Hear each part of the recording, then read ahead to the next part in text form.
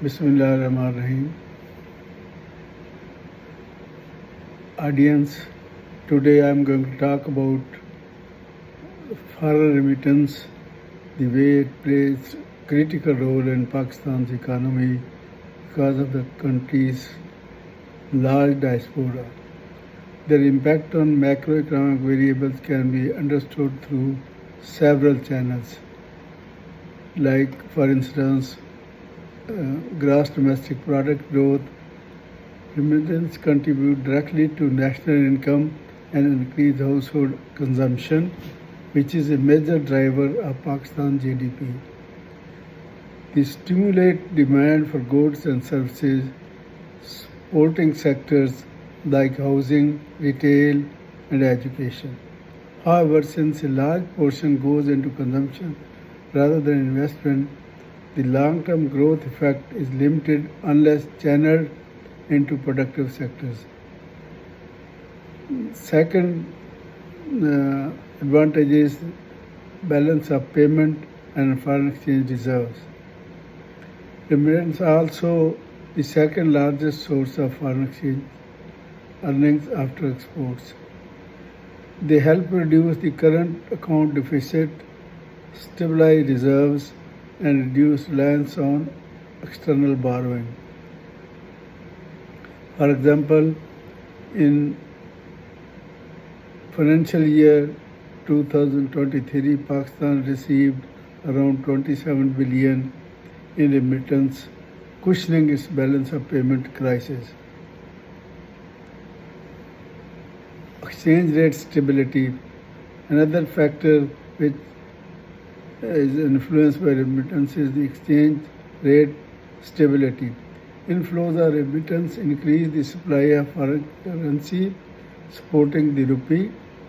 When remittance inflows are strong, currency depreciation pressure ease. When they decline, the rupee weakens. Inflation. Remittance has effect on inflation as well. Remittance boosts demand for imported goods, that is electronics, vehicles, luxury items, which can worsen the trade balance and put pressure on inflation. On the other hand, by stabilizing reserves and exchange rates, they help rein imported inflation. The net effect often depends on other inflows are absorbed into the productive investment or consumption of imports. How about investment and saving? Households receiving remittance often save part of the funds, sometimes in real estate and bank deposits. This improves financial sector liquidity, supporting private investment if channeled properly. However, remittance drivers, real estate booms can create asset bubbles. Other effect it affects is the poverty and income distribution. Remittance reduce poverty by directly raising household incomes, especially in rural areas of Punjab and Khyber Pakhtunkhwa. They improve access to education and health care. But over-reliance on remittance may reduce incentive to work or invest productively. The other factor is employment and labor market.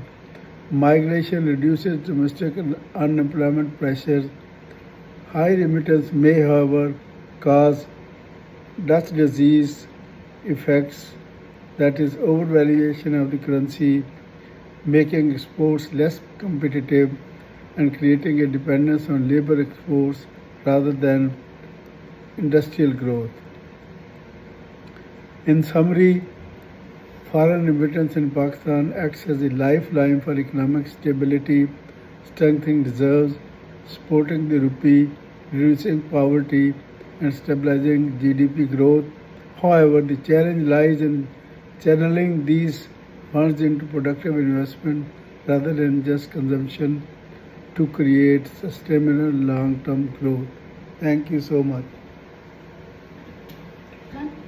Done.